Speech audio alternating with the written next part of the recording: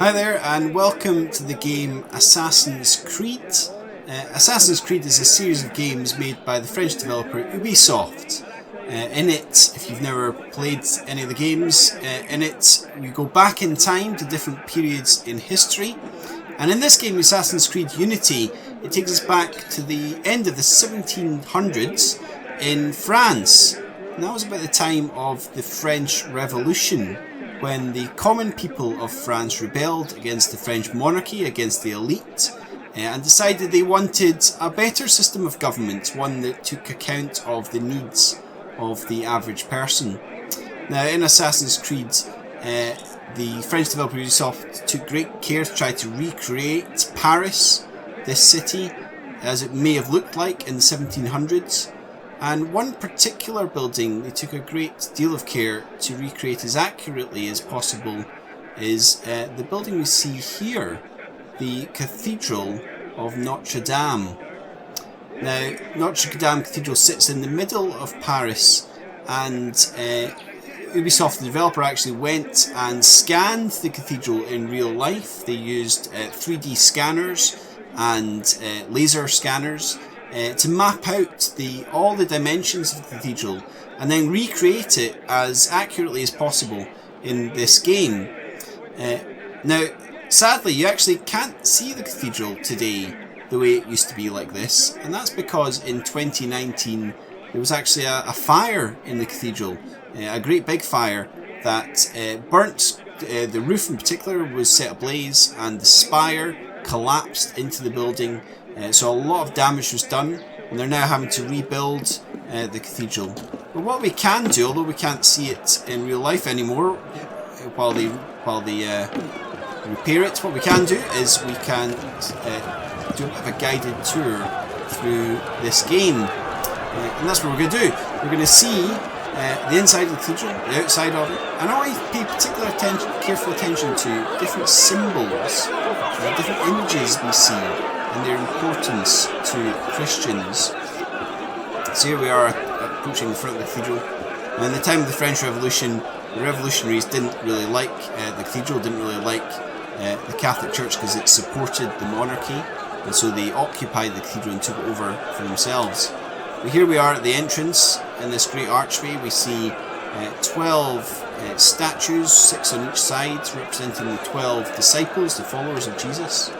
And a great big archway on the top that has different images of angels representing heaven. In the centre of the arch, in the middle, is the image of Jesus himself. Jesus on the throne of heaven. This is after Jesus died and was resurrected. It tells us in the Bible, the story of the Bible says that Jesus went up to sit at the right hand of God the Father and rule over all creation. So here we see an image of Jesus being worshipped in heaven and ruling as king over the earth. Here we go, as we go into the cathedral itself, we're going to see the great big, the grandeur of it, the scale of it, and the ceiling in particular, the great vaulted ceiling, which sadly you won't be able to see anymore because, like I say, it's been destroyed by the fire. As we walk through the cathedral, first we're coming through this area surrounded by columns. It's called the Naves, and this is where just the average person, the average French citizen would come to worship, sitting on these seats that you see piled up on either side. We come to the centre of the cathedral, we're approaching the common altar. Here is where the priest would stand to worship and maybe perhaps to deliver the Mass, which is the Catholic service of worship, or the Eucharist, which is the Lord's Supper, the celebration of the bread and the wine and of who Jesus is. So on an altar like this, you might see different instruments used for worship, things like candles, as you can see now, which might be lit during prayers, or perhaps a bowl with water, a baptismal bowl, a christening bowl for christening, for baptizing a child, or perhaps things like the bread and the wine if the priest was performing the sacrament of the Eucharist. So that's one of the altars in the cathedral. Now, if we take a slightly different route through the cathedral, go up to the next floor. Now, in places of worship, in Christian places of worship, something common that you'll see is lots of stained glass windows. Now, these windows, often very beautiful, different colours, different shapes and sizes, often have in them, in the pictures of them, stories of the Bible. So maybe stories about Jesus' life, about what he did, about his healings, or perhaps parables that he told, stories that he told, such as the Good Samaritan or the parable of the prodigal son, represented in these pictures in the stained glass windows. The stained glass windows come in all sorts of shapes and sizes, in all sorts of different designs. You can see small ones with just different colours in them, or bigger ones in different shapes. But in the Cathedral of Notre Dame, we have this particularly special stained glass window called the rose window. You can see it's in the shape of a rose with different petals. And in these different petals, we have different stories from the life of Jesus, and stories in the parable, and different characters from the Bible, like the disciples. And in the very centre of this rose window, in that very centre circle, we see the figure of Jesus himself. And of course, that's to remind Christians, that Jesus is central to the Christian faith. The Christian faith is about who Jesus is. That Christians believe he is the Son of God, that he is God himself, and that all things worship him, and all things he is important above all. So there we have one of the stained glass windows and the significance of that rose window. In Notre Dame, you can see the light it casts throughout the building. In Notre Dame, we actually have two of these rose windows, both with Jesus at the centre. And of course, these windows are partly for show, for beauty, to show off the importance of the church, but also to make people think, worshippers when they come in the church, to make them think a little bit about the beauty of God, and stand in awe and wonder and think to themselves, how amazing God is, and that these windows just give us a small glimpse of perhaps his beauty. So they do have a significance to worship as well, as just being something nice to look at. Now, if we are to go back down to the floor level in Notre Dame Cathedral, we'll come back down to the middle, and here we are in the choir stalls area of the cathedral. Now, as I said earlier, the naves where you enter is where the commoner would sit to worship, the average French citizen. But here in the stalls, this is where the kings and the queens would sit, or perhaps the nobles or the wealthy people of the city. This is where they would come during their worship. Maybe perhaps particularly during special services like weddings of kings and queens and nobles. They would get the best seats in the house. And at the very front of the cathedral, we have the special altar. This altar, again, would be where the priest would stand to deliver the Mass, maybe during special services where the whole cathedral is filled. And on the altar, you can see a picture of it there, what it used to look like before the fire, surrounded by gold, surrounded with different images like the cross and angels. So that's the place from which the priest would lead the worship during the services. Now, it doesn't look like the soldiers want us here, so we'll make a quick escape. So we've seen a lot of the inside of the cathedral. We've seen the different areas, the naves, the stall, the altar, the stained glass windows and what they represent. We're now going to go to the outside of the cathedral. And we're going to see a little bit of the shape of the cathedral itself. We might have to do a bit of braking and exiting first in order to get out. Here we go. We can break the lock and get outside.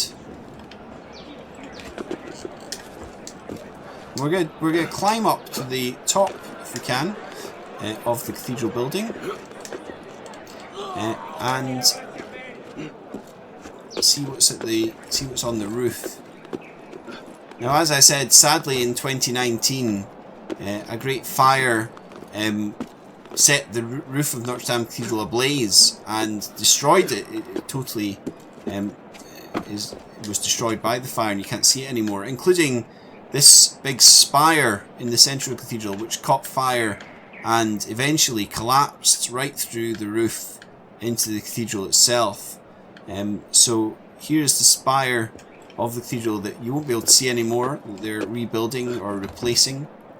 But the spire looks out over all of France, over all of Paris. And there's something at the very top of this spire, another image of Christian symbolism that can be seen by the whole of France. I wonder if you can think what it is. An image that's central to Christian belief, to Christian practice. And here it is.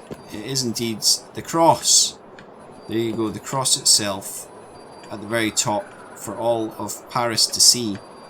Now, why is the cross so important to Christians? I mean, it's an image of death, really, isn't it? It's an image that Jesus died on the cross. So why do Christians feel it's so important to show and to demonstrate? Why is it so central to Christian faith?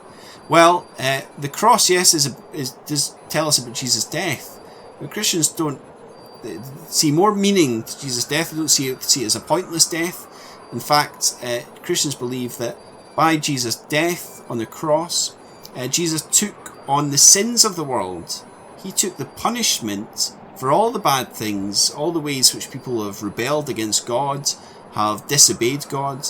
He took the punishment for all of the sins of the world and offered us instead forgiveness, the forgiveness of God.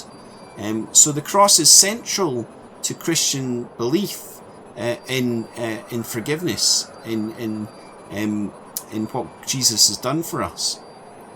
So of course the cross is very important.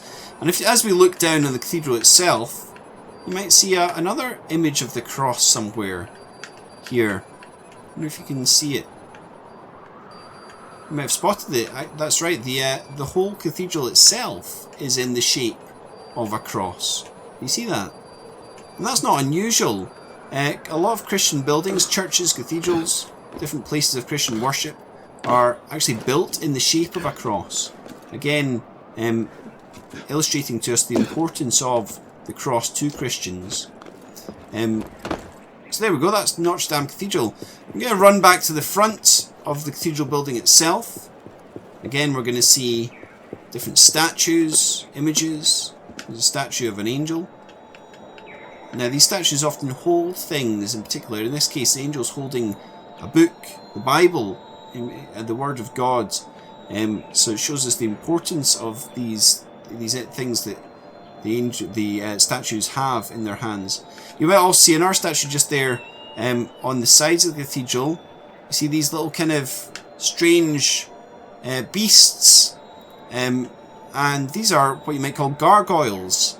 Gargoyles are kind of images of beasts and fantastical creatures that they believed at the time warded off evil spirits, so it protected the city and protected the cathedral from the presence of evil spirits.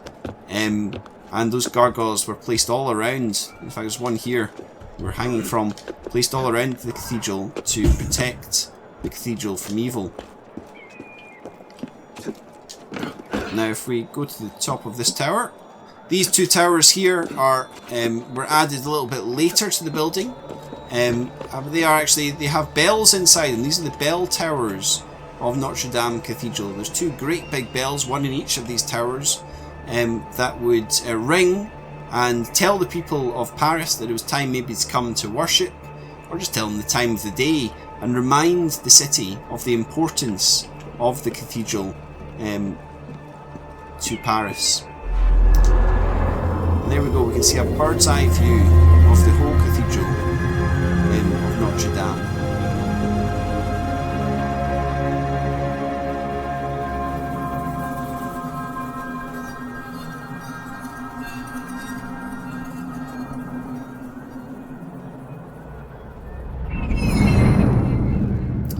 So that's the Cathedral of Notre Dame. I hope you enjoyed our tour. We've got all the way up to the top. Well, there's only one way to get down now. I suggest you don't try this at home. Let's see. Oh dear. Well, that was convenient, wasn't it? Whoever placed that cart of hay just right there. So, you are not able to see the Cathedral of Notre Dame today, because, well, you're able to see it, but you're not allowed to go inside it because they're renovating it, they're rebuilding that roof and restoring it. Isn't it great that we can see it through this game, Assassin's Creed? Hope you've enjoyed your tour and learnt something about Notre Dame and its importance to Christians.